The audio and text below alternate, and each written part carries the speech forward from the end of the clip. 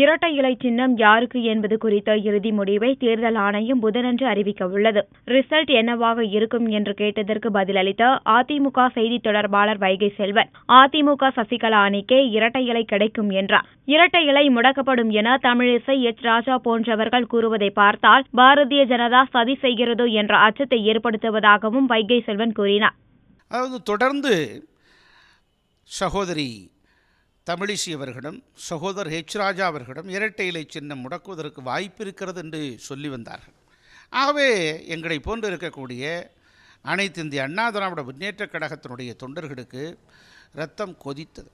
எங்களுடைய உயிருக்கு நிகராக இருக்கக்கூடிய இரட்டை இலை சின்னத்தை முடக்குவதாக பாஜகவை சேர்ந்தவர்கள் சொல்லி வருவதை கேட்கிற போது மிகுந்த வியப்பும் வேதனையும் கண்டனத்துக்குரிய செயலாகவும் அது இருப்பதாகவே நான் பார்த்தேன்.